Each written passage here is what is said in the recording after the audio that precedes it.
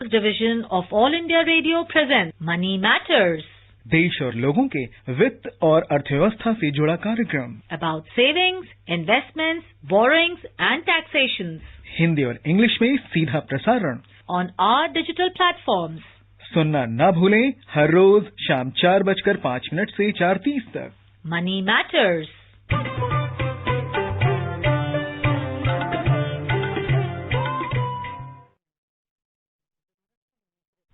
Welcome to this edition of Money Matters, a financial literacy program on our official YouTube channel and other digital platforms. A program in which we bring you information on personal finance like savings, investments, borrowings and taxation.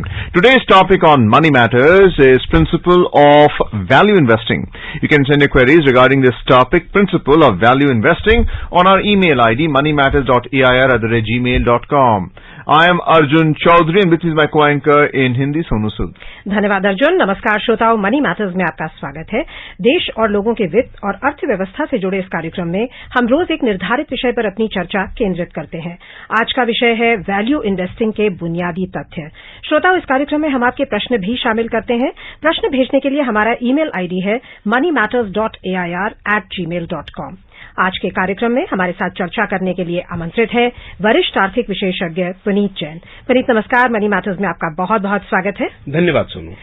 Puneet, आज का जो कार्यक्रम का जो विषय है वो है वैल्यू इन्वेस्टिंग के बुनियादी तथ्य। तो आपसे हम जानना चाहेंगे कि वैल्यू इन्वेस्टिंग के एक अगर हम टर्म यूज जब करते हैं वैल्यू इन्वेस्टिंग, तो उसका क्या मतलब होता है?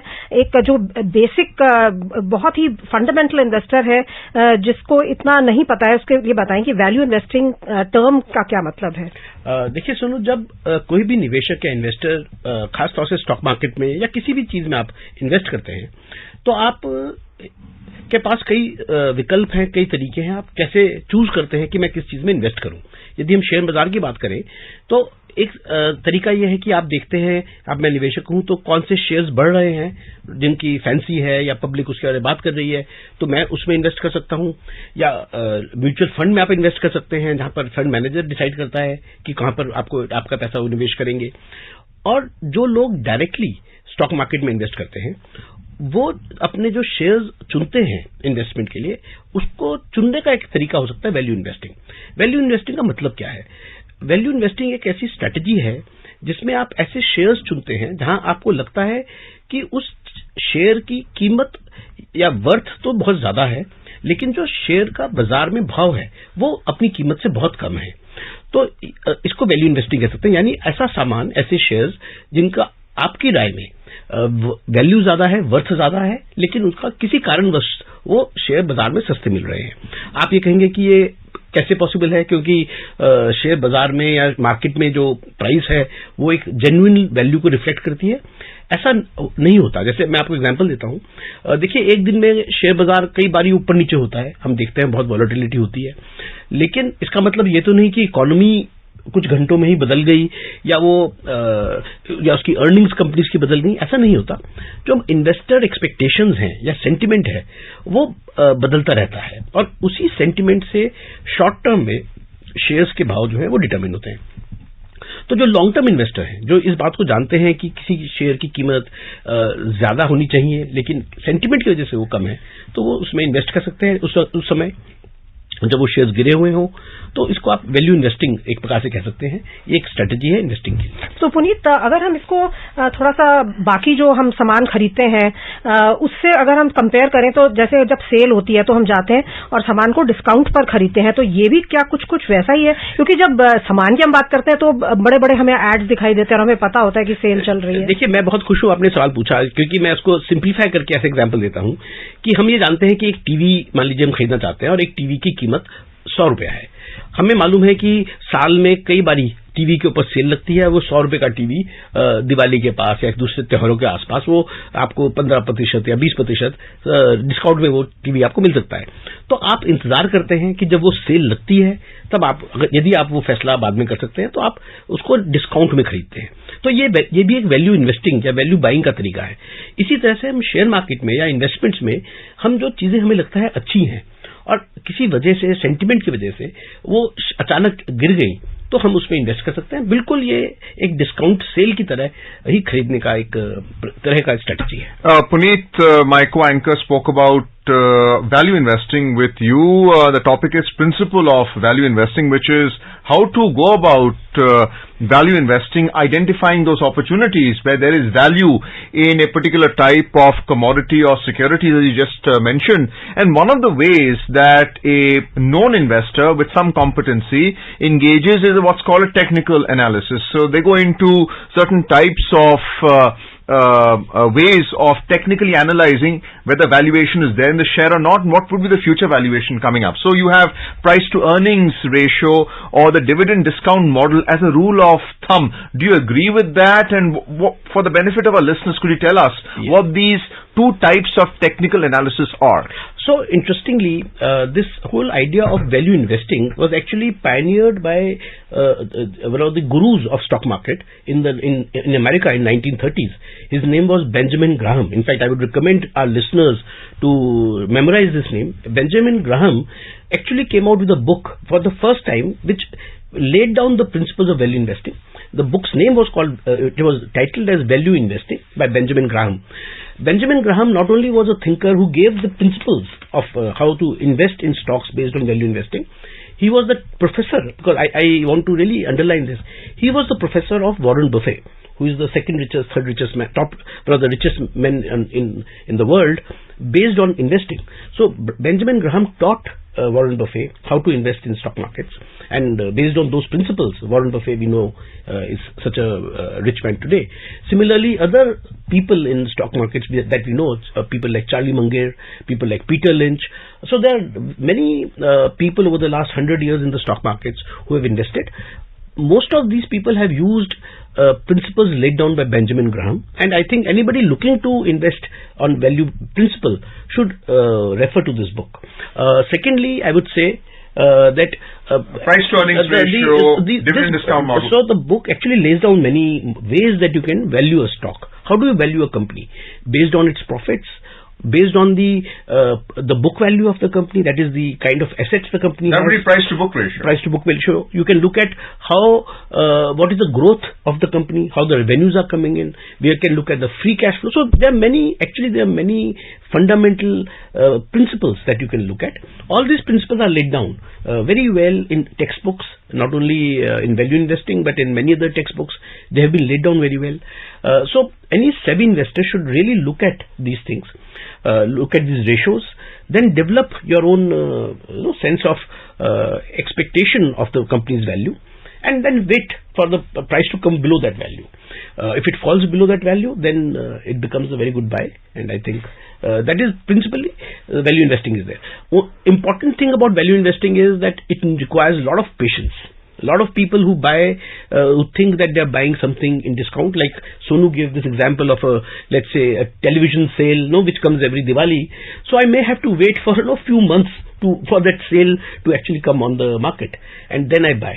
If somebody is in a hurry to make money, then I don't think value investing is really suitable for them. So Puneet, जो मार्जिन ऑफ सेफ्टी की आप बात कर रहे हैं कि जो आपने इंट्रिंसिक वैल्यू सोची, मान लीजिए आपने सोचा कि शेयर की जो वैल्यू होनी चाहिए सारे फाइनेंशियल्स देखते हुए और फ्यूचर जो है कंपनी के प्रोस्पेक्ट्स को देखते हुए अगर 100 रुपए है, तो किस लेवल पर वो चला जाए तो वैल्यू इन्वेस्टर के लिए एक अच्छा डिसीजन रहेगा उसे खरीदना? क्या ऐसा कोई थंब रूल है कि 2/3 ऑफ द इंट्रिंसिक वैल्यू या कोई और फिगर? नहीं, बिल्कुल। आपने जैसे आपने बात करी, जो मैं समझता हूं कंपनी की ट्रू वर्थ है, उसको हम इंट्रिंसिक वैल्यू कह सकते हैं। मान लीजिए एक कंपनी की ट्रू वर्थ या एक शेयर की ट्रू वर्थ 100 रुपया मैं मानता हूं, तो अगर हम बेंजामिन ग्राहम के ही प्रिंसिपल से चलें, जो उन्होंने कहा मार्जिन ऑफ सेफ्टी, यानी 100 रुपए की चीज यदि मैं 60 रुपए में यानी 2/3 प्राइस पर मैं लेता हूं, तो वो एक मार्जिन ऑफ सेफ्टी मेरे लिए बन जाता है। यानी अगर वो किसी वजह से अंडर परफॉर्म भी करेगी कंपनी, तो भी मेरा पैसा जो है, प्रिंसिपल अमाउंट जो है, वो सेफ रहेगा।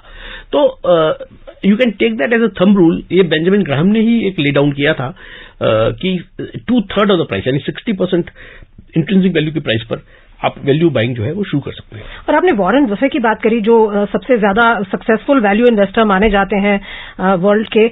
उनका जो एक ऑफन हम सुनते हैं, उनका एक principle, don't follow the herd, यानी कि भेड़ चाल में मत चलिए। ये थोड़ा समझाएं कि स्टॉक इन्वेस्टिंग में इसका क्या तात्पर्य है? देखिए, वैल्यू इन्वेस्टिंग का सबसे बड़ा कारक कहूंगा या सबसे बड़ा उसका सिम्टम यही कहूंगा कि आप भीड़ के पीछे न चले। बिकॉज भीड़ के जब पीछे चलते हैं इन्वेस्टर, तो वो नॉर्मली अपनी आप कोई असेसमेंट नहीं कर पाते कंपनी की। वो देखते हैं कि मेरा पड़ोसी क्या खरीद रहा है या किसी और ने मुझे कोई कहानी सुनाई और मैंने उस बेसिस पे, तो मुझे कंपनी के फंडामेंटल्स के बारे में उसमें कोई नॉलेज नहीं होती।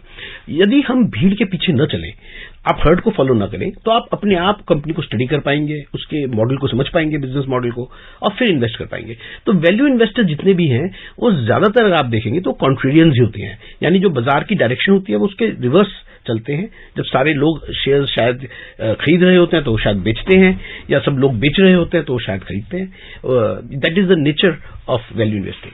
Puneet, based on what we've been talking about now, I think there are 2 points which are jumping up. One is creation of a portfolio to diversify your risk, and that's equally important as well, because herd mentality can also affect the pricing of your securities holding, and for that matter even your investment in precious metals or commodities like we are seeing for gold and silver right now as we speak. And intrinsic value, which is the other point I would like to raise. Gold is seen as a commodity which has intrinsic value. It has been used as a medium of exchange. It was legal tender earlier. Today, of course, the usage of gold has changed to jewelry and as a commodity that can be purchased for investment. So how would you advise our listeners on purchasing something that has intrinsic value and at the same time creating a portfolio which hedges against risk? And once you start learning about portfolio investment, you can also arbitrage and get a much quicker return on investment. So clearly, it's very easy to say that one should understand the intrinsic value of something, and it's very difficult actually, because what I may perceive as intrinsic value, you may not perceive as intrinsic value. And one typical example would be gold, because how do I value gold at any point of time? 6 months back, it was trading at 32,000 rupees. Today, it is trading at 45,000 rupees. Whether it will go up or it will go down, I do not know. Last 7 years in fact, after 2012 until 2019, for 7 years gold prices remained at the same level for 7 years, and then suddenly they jumped by 30%. So usually, yes, it's very difficult to understand the intrinsic value. Therefore, we look at what is the purpose of an investment. If I talk about gold, then the purpose of investment is as a store of value in emergency. If anything else, if all other assets are facing no pressures like these days because of fears of coronavirus, etc., we find that a lot of people are uncertain about their holdings. Then they want to invest in something which is called store of value, which is gold. They take it as an emergency savings. So that is the purpose of investing in gold. I would say when you talk about diversification, some part of my investment, I would say typically 10% of my investment should be in the form of gold or gold bonds. So that is my emergency cash. Some cash, of course, I can keep in my bank as FDs. Some of it should be invested in stocks and other forms of securities. So clearly diversification is important, and we must understand the nature of each of those options, investment options, to make the correct allocation. And therefore, again, the concept of intrinsic value. What is the intrinsic value of gold is not some in rupee terms. The intrinsic value of gold is that it is the currency which can be used in any emergency. That is, I think, that is why we need to have a certain percentage of our portfolio in gold. Puneet, जहां तक intrinsic value की बात है, जब हम companies की बात करते हैं कि इनकी हम इंट्रिंसिक वैल्यू निकालें ताकि हम पता कर पाएं कि क्या ये अंडर वैल्यूड है और एक अच्छी अपॉर्चुनिटी है खरीदने की, तो उसमें जो कंपनी के फंडामेंटल्स हैं उन पर ध्यान दिया जाना बहुत जरूरी है, क्योंकि कई बार कई स्टॉक्स बड़े सस्ते होते हैं और उस लालच में लोग उन्हें खरीद लेते हैं वैल्यू इन्वेस्टिंग समझ के। तो आपको लगता है कि वो एक थोड़ा सा पॉइंट है जिसपे क्लैरिफिकेशन जरूरी है कि कंपनी के फंडामेंटल्स को भी देखना उतना ही जरूरी है? बिल्कुल। और देखिए, इनफैक्ट वैल्यू इन्वेस्टिंग में तो आपको कंपनी के फंडामेंटल्स को जानना बहुत जरूरी है, कंपनी के बारे में जानना बहुत जरूरी है। तो ये नहीं कि एक शेयर कोई मान लीजिए 1 रुपए का है तो कोई सस्ता है, या कोई शेयर 1000 रुपए का तो वो महंगा है, ऐसा नहीं है। 1000 रुपए का यदि शेयर है और कंपनी की वर्थ उससे बहुत ज्यादा है तो वो 1000 रुपए का शेयर भी बहुत अट्रैक्टिव है। और यदि 1 रुपए का शेयर है और कंपनी बंद हो चुकी है, उसमें ताला लग चुका है, तो वो 1 रुपए का शेयर भी बहुत महंगा है। तो शेयर का भाव देख करके आप शेयर्स की या किसी भी एसेट की वैल्यू को जज नहीं कर सकते। आपको उसके पीछे जो कंपनी है उसका अर्निंग्स क्या है, उनका कैश फ्लो क्या है, उनकी प्रॉफिट्स क्या है, वो आपको देखना चाहिए और उसी के बेसिस पर आपको फैसला करना है कि ये कंपनी इस प्राइस पर मुझे लेनी है या नहीं लेनी। Also, the initial public offer. Let's talk about that in a short while. Before, let's go for a short break. You're listening to Money Matters on our News on Air official YouTube channel. You may ask questions in the comment section of the YouTube channel and through our email ID moneymatters.air@gmail.com. Money matters में आपका फिर स्वागत है। श्रोता, आपको बता दें कि कल हमारी चर्चा का विषय रहेगा बंबई शेयर बाजार में शेयरों का कारोबार, और आज जिस विषय पर हम चर्चा कर रहे हैं वह है वैल्यू इन्वेस्टिंग के बुनियादी तथ्य।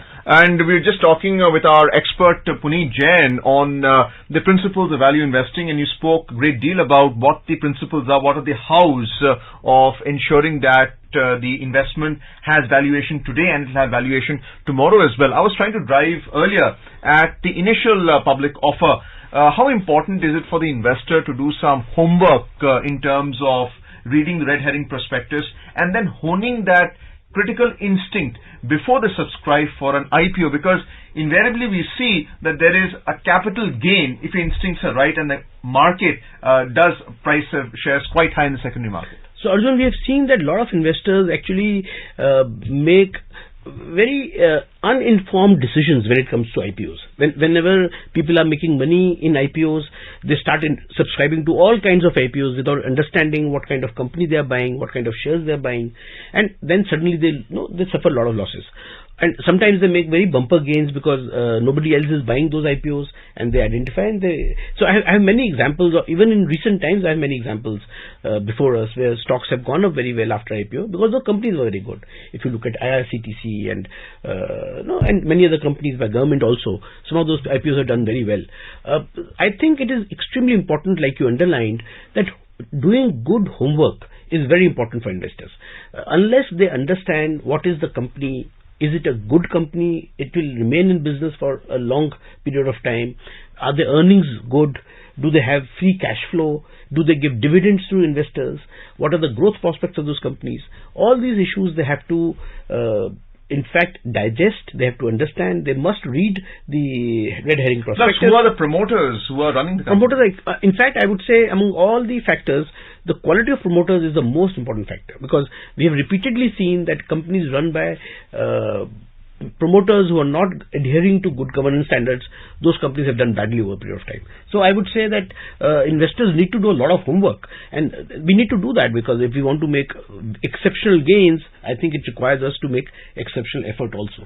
So Puneet, जो ऐसी कंपनीज हैं जिनके फंडामेंटल स्ट्रांग हैं, जैसे आप कह रहे हैं, बहुत सारे आपने पैरामीटर्स बताए जिस पर हम उसका एक अंदाजा लगा सकते हैं, and when we are sure कि ये कंपनी का एक बुनियादी जो फ्यूचर है वो स्ट्रांग है, तो ऐसे में अगर कोई ऐसे फेजेस आते हैं जब इकोनॉमी में, जैसे अभी कोरोना वायरस का आया हुआ है एक संकट, या कभी हाउसिंग बबल था जैसे 2008 में, या .com बबल, तो ऐसे समय पर भी जो वैल्यू इन्वेस्टर्स हैं उनको अच्छी कंपनीज के स्टॉक्स को होल्ड करके रखना चाहिए।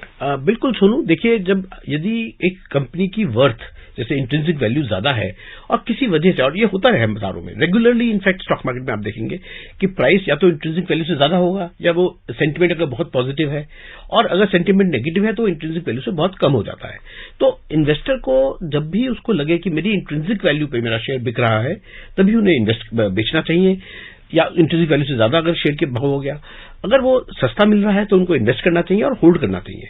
मैं दोबारा से कहूंगा कि वैल्यू इन्वेस्टिंग में सबसे एक बड़ा गुण की जरूरत है, जो क्वालिटी की जरूरत है इन्वेस्टर में, besides hard work, besides reading, knowledge, सबसे बड़ा गुण जो है वो पेशेंस होना चाहिए।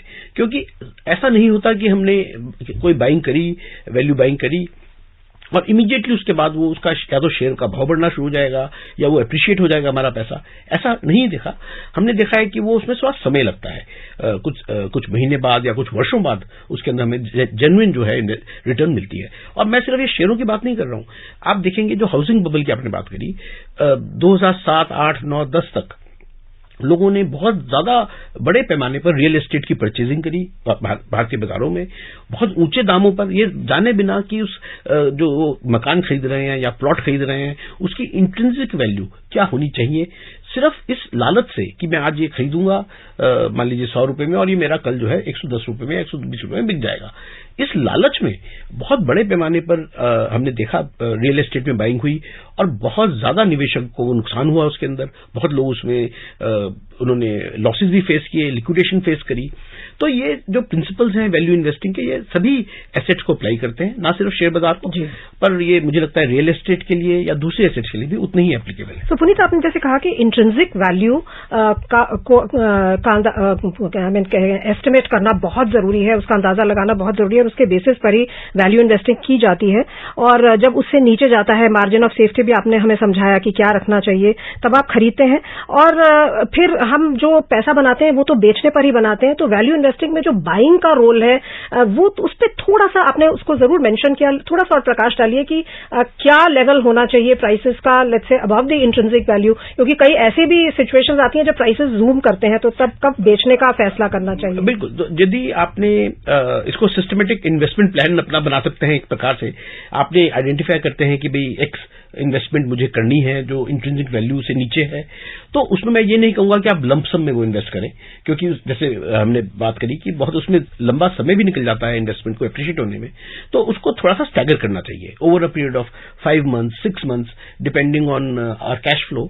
हम उसको जब भी वैल्यू इन्वेस्टिंग करें हम उसको डेफर करें, उसको स्टैगर करें इन्वेस्टमेंट को और धीरे धीरे वो निवेश करें। लंप सम में यदि हम निवेश करेंगे तो उसका हमें फायदा कम होगा, ऐसा हमने ऑब्जर्व किया है। Puneet, how important are the rating agencies when they rate the valuation of securities, not only now but in the future as well? And we've been talking a lot about variable income from securities like shares or from commodities like gold and silver. But what about bonds which give you a fixed return? They also have a credit rating and the repayment abilities.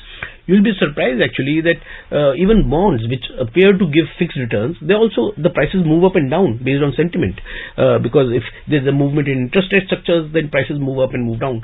So investors can actually evaluate at what price they would like to buy a bond or sell a bond, and I think same principles apply there also. What is the expectation in terms of return? If we look at the situation today worldwide, all the bond prices have really shot up because the yields have gone down to historic levels. So all bonds, if you buy today, you'll probably, if you buy a dollar bond, you'll probably make 1% return every year. That is all for the next 10 years. So I mean, is it good for a retail investor or not? That I have to see. Similarly, you can, there are principles for each. If you look at bonds, then you have to look at yields, you have to look at what are the prospects in terms of economic stability. Like you talked about rating agencies. See, rating agencies are specifically useful for understanding what is a bond. What is the risk associated with the bond? And if a bond is higher risk bond, then I would expect higher yield or interest on it. So clearly rating agencies, the notes should be read and they're very useful for bond investors. और पुनीत, जो high value investors हैं, क्या उनको observe करके भी कुछ pointers मिलते हैं? एक ऑर्डिनरी जो नॉर्मल वैल्यू इन्वेस्टर है कि कौन से शेयर्स को खरीदना चाहिए और किन को बेचना चाहिए वैल्यू के हिसाब से? बिल्कुल, आपने बड़ी अच्छी बात कही, क्योंकि सभी में ये शायद क्षमता न हो कि वो अपने आप इवैल्यूएट कर पाए कौन से शेयर अच्छे हैं कौन से अच्छे नहीं है। तो इसका एक और स्ट्रेटजी, जिसे वर्ल्ड वाइड हम कहते हैं काउच पोटैटो इन्वेस्टिंग, यानी आप बेसिकली जो बड़े इन्वेस्टर्स हैं उनको उनके पोर्टफोलियो को मिरर कर सकते हैं। जैसे काफी लोग जो वॉरेन बफे की हम बात करते हैं, उनकी कंपनी बर्कशायर हैथवे, उसके अंदर जो वो शेयर्स लेते हैं, लोग वही शेयर्स जब उनको डिस्क्लोजर करते हैं वो हर महीने कि हमने कौन से शेयर्स खरीदे हैं कौन से बेचे हैं, और आम निवेशक जो है उसको भी मिरर कर सकता है। तो ये भी एक, इससे भारत में भी कुछ बहुत बड़े वेल नोन नेम्स हैं, आप उनकी बाइंग और सेलिंग को मिरर कर सकते हैं, तो जिससे कि आपको मेहनत ना करनी पड़े आइडेंटिफाई करने की, and you can follow some big names for deciding. Maybe as a beginner तो डेफिनेटली, और फिर धीरे धीरे आपको शायद उसके बारे में कुछ बुनियादी तथ्य समझ में भी आ जाए। बिल्कुल, तो शुरुआती तौर पर ये बड़े एक सेफ मैं कहूंगा तरीका है कि आप बड़े म्यूचुअल फंड्स को या बड़े इन्वेस्टर्स को आप फॉलो करें। समय समाप्त हो रहा है, तो हमें चर्चा को भी यहीं समाप्त करना होगा। पुनीत, बहुत बहुत धन्यवाद आज के कार्यक्रम में आने के लिए। धन्यवाद सुनो। And I hope our listeners enjoyed today's discussion on principles of value investing with our expert Puneet Jain. Tomorrow's topic on Money Matters is stock market trading at the Bombay Stock Exchange. Thank you, listeners, for joining us in this edition of Money Matters. Goodbye.